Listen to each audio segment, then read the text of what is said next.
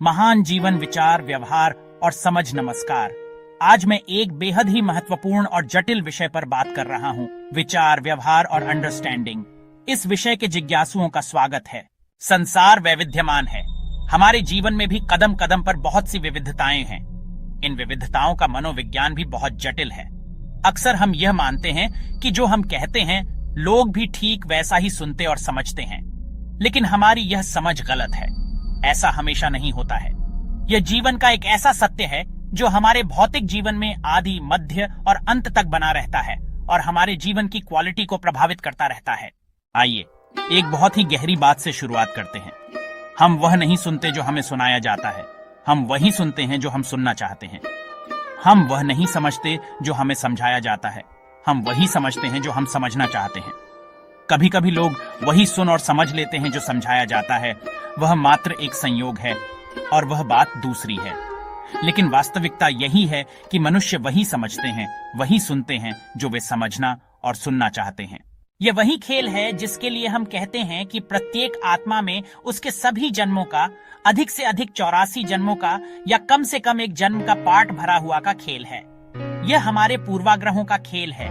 यह रूढ़िवादिता का भी खेल है। हमारा मन पहले से ही कुछ धारणाएं बना लेता है और हम उसी के अनुसार सब कुछ देखते, सुनते और समझते हैं। आइए इसे कुछ उदाहरणों से समझते हैं। एक बार ट्रेन में कुछ यात्री सफर कर रहे थे। जैसे ही ट्रेन ने रफ्तार पकड़ी, एक यात्री ने कहा, ध्यान से सुनो, मुझे ट्रेन की आवाज सुनाई दे रही है। हे भगवान तेरी कुदरत, हे भगवान तेरी कुदरत। थोड़ी देर बाद एक दूसरे यात्री ने कहा, नहीं, मुझे तो आवाज आ रही है, या अल्लाह तेरी रहमत, या अल्लाह तेरी रहमत। इसके बाद एक तीसरा यात्री बोला, तुम दोनों गलत हो, मुझे तो आवाज सुनाई दे रही है, खा रबड़ी कर कबड्डी, खा रबड़ी कर कबड्डी। आप जानते हैं, पहला यात्री एक हिंदू था, दूसरा एक मुस्लिम और तीसरा एक हिंदू पहलवान। तीनों ने ट्रेन की एक ही आवाज को अपने अपने पूर्वाग्रहों और अनुभवों के अनुसार अलग अलग सुना और समझा। एक और उदाहरण देखिए। एक व्यक्ति ने चांद की तरफ उंगली करके एक बच्चे से पूछा, बताओ बच्चे, चांद पर क्या है? बच्चे ने जवाब दिया, चांद पर एक बूढ़ी अम्मा चरखा चला रही है। असल में चांद पर कोई बूढ़ी अम्मा या चरखा नहीं है। बच्चे ने अपनी दादी नानी से कहानियों में जो सुना हुआ था उसी को उसने सच मानकर बताया। एक व्यक्ति को आकाश में चंद्रमा भी सफेद बॉल दिखाई दे रहा है। इसे ही पूर्वाग्रह और अज्ञान कहते हैं। पूर्वाग्रहों या अज्ञान का वास्तविकता या तथ्यों से कोई लेना देना नहीं होता है।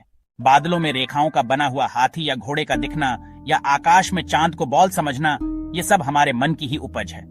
जब हमारे शरीर और मन की ऊर्जा का संतुलन बिगड़ता है तो हमें चीजें वैसी दिखती हैं जैसी वे नहीं हैं। हर व्यक्ति का देखने, सुनने और समझने का गेस्टॉल्ट यानी परिप्रेक्ष्य अलग होता है। यह हमारे संस्कारों, परिस्थितियों और अनुभवों पर निर्भर करता है।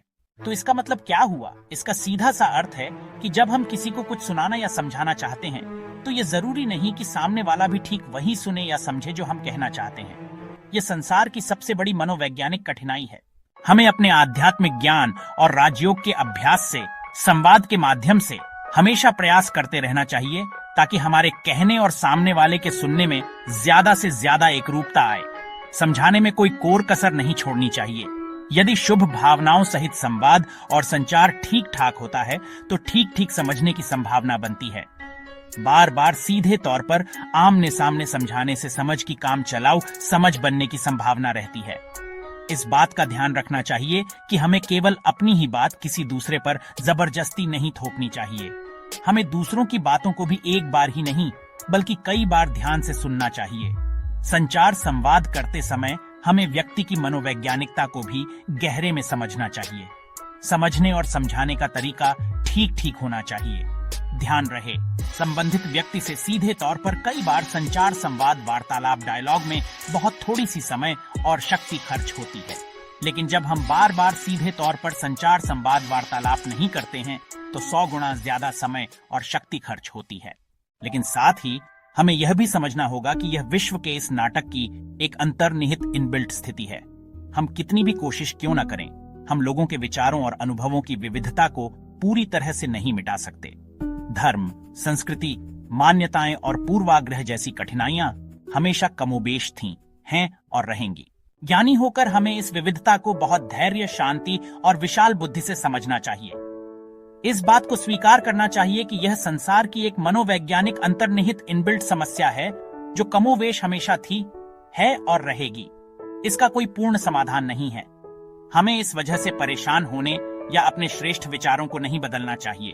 हम सभी अपनी अपनी राह पर चलते हुए अपनी क्षमता और योग्यता के अनुसार कुछ न कुछ सकारात्मक और रचनात्मक करते रहें। इसमें कोई गिले शिकवे की बात नहीं है। जब हम इस तरह ज्ञानी और साक्षी होकर जीते हैं तो जीवन में समरसता और शांति अपने आप आती है। यही वह समझ है जो हमें जियो और जीने दो की भावना को जीवन में उतारने में मदद करती है। क्योंकि जिसने भी संसार की ऐसी पदे पदे मति भिन्ना यानी हर कदम पर विचारों की अनिवार्य रूप की भिन्नता वाली स्थिति और परिस्थिति को समझ लिया, उसका जीवन सहज और सरल बन जाता है। वह व्यक्ति यह गहराई से समझता है कि हमारे विचार और बुद्धि तो सिर्फ काम चलाऊ हैं। आत्मिक सत्य और परमात्म सत्य का अनुभव तो विचारों और बुद्धि से परे की अवस्था है। वह विभिन्न विचारों से उलझता नहीं, स्वयं को विचारों से बंधता नहीं। फिर भी विभिन्नताओं के होते हुए भी विश्व ड्रामा में यह हमेशा ही संभावना रहती है और यह हो सकता है कि आपके समान वेवलेंथ के कुछ लोग आपके संबंध संपर्क में आ सकते हैं, लेकिन वह वेवलेंथ की समानता भी लगभग ही होती है। संसार के कार्य व्यवहार की कंटिन्यूटी ऐसे ही चलती है। विविधताओं में कहीं कभी कुछ थोड़ी घनी समानता और कहीं कभी थोड़ी घनी विपरीतता। ऐसी समझ से हमारे समझाने का और समझने का पॉजिटिव स्वरूप बना रहता है। हम रिजिड नहीं होते, हम अपने निज स्वभाव में जीने लगते हैं। अपने विचारों और व्यवहारों को भली भांति समझते रहिए और एक महान जीवन की ओर आगे बढ़ते रहिए।